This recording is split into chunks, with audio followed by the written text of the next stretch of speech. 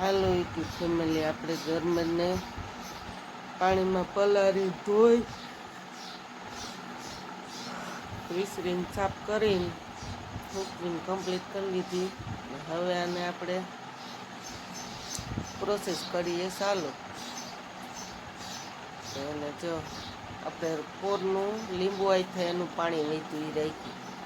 તમે પણ કોઈ વ્યક્તિ હોય તો આ રાખી દેવાનું, પાણી ફેંકી નહીં દેવાનું. એમાં ગરમીનું અથાણું મસ્ત થાય. કેળા નકર તો જો કે કેળા અને ગરમને કારી થઈ ગઈ. તો જો આપણે એને કઈ રીતે સુધારવી બતાવીએ.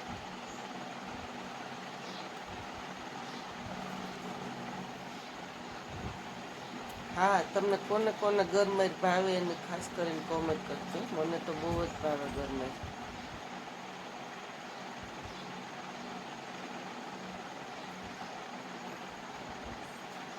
જો આ રીતની સાઈલ ઉખેડી નાખવાની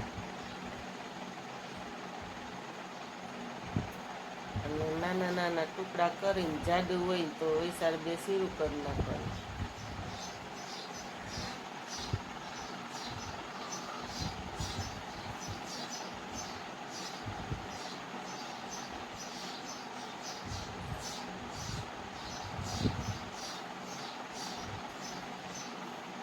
હજી જો સુધારીએ ને ત્યાં મને સાંભળી થાવ. આપણે સાઈલ ઉખેડીએ ને ત્યાં ગરમની ઈ કાંઈ થાય. ભાવે બહુ ઘણા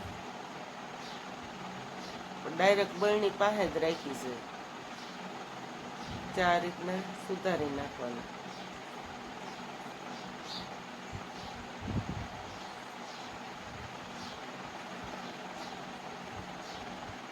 આ રીતની કાળી નહીં થાય તમારે ગરમી, નકર તો ગરમી કાળી થઈ જાય. તો 1.5 કિલો લઈ આવ્યા આપણે. એમાં કચરો જાજો નીકળી જાય.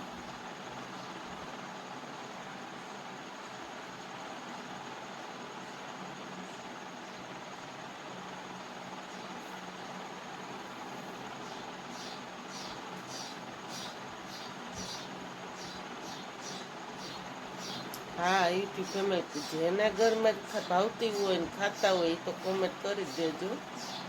જોકે આપણને પહેલેથી બહુ ભાવે છે ગરમર, કેળા. અને હા, ગરમર કેટલી ગુણકારી છે એ પણ તમને હું જણાવું.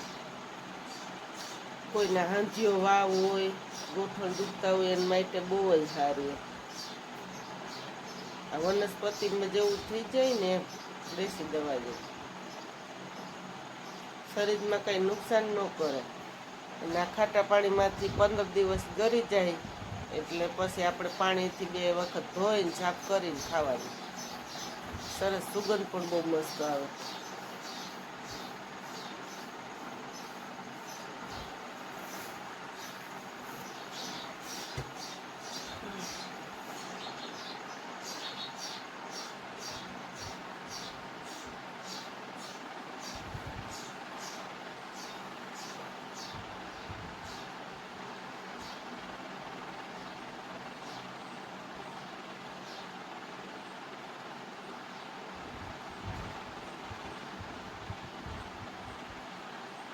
તો જો નાની નાની છે ને એની પણ વ્યસ્તા નથી જવા દીધી આપણે.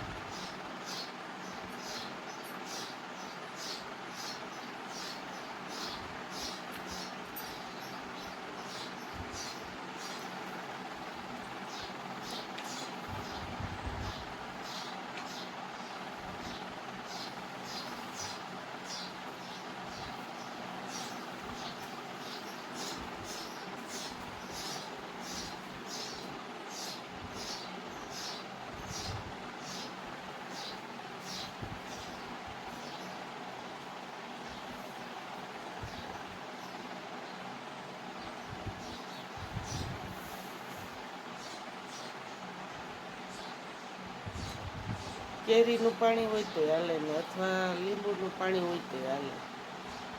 ખાટું પાણી જોઈ ગરમાઈને કેળાને. પછી બોરિયા ગુંદાય બહુ ભાવે. બોરિયા ગુંદા કોને ભાવે એને ખાસ કરીને કોમેન્ટ કરજો. બોરિયા ગુંદા ને ગરમો ને કેળાની તો બહુ મજા આવે.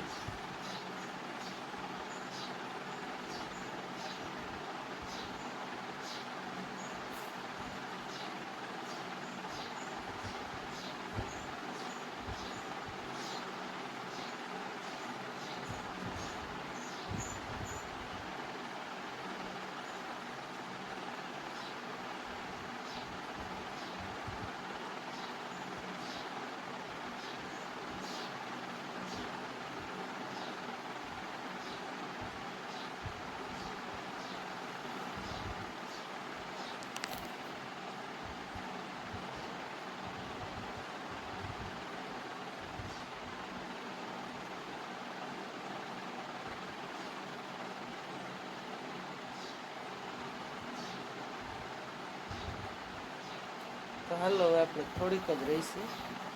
કચરો જાજો જ નીકળે ઘરમાં થોડી નીકળીશ. કચરાની હલવાઈ ભરાઈ ગઈ, ગળણીની નથી પરાડવી.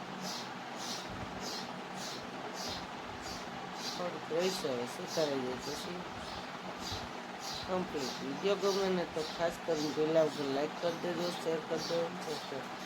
કોને કોને ગરમ જ ભાવે ને એની પણ કોમેન્ટ કરીને જણાવજો.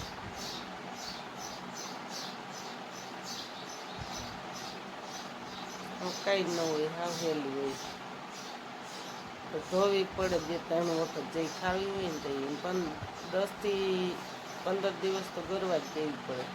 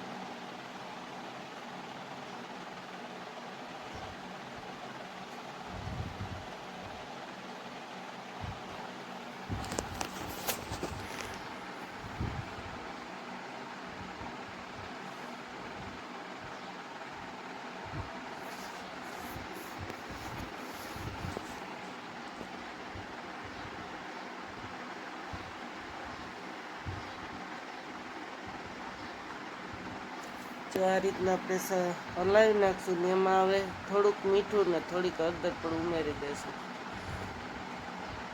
અને આ રીતનું ભરીને મૂકી દેશું. અસલ મસ્ત ગળી જશે. ખાટા પાણીમાં કારીએ નહીં પડે ને 2 ચમચી જ હળદર નાખી દઈશું અને 1 ચમચો મોટો ભરીને નિમક નાખી દઈશું. જો કે આ ખાટું પાણી હોય એટલે એમાં હળદર બહુ જરૂર ન પડે, નકરથી ધરાક કારી પડી જાય. તો તમે પણ એક વખત આ રીતનું કરજો ને પછી કોમેન્ટ કરીને કહેજો. ડાયરેક્ટ ગળણીમાં જ નાખીશ એટલે કાઢી જ ન પડે. જો એવી ને એવી છે, તમે જુઓ છો ને, ઓઈલી તો તરત કાળી પડી જાય.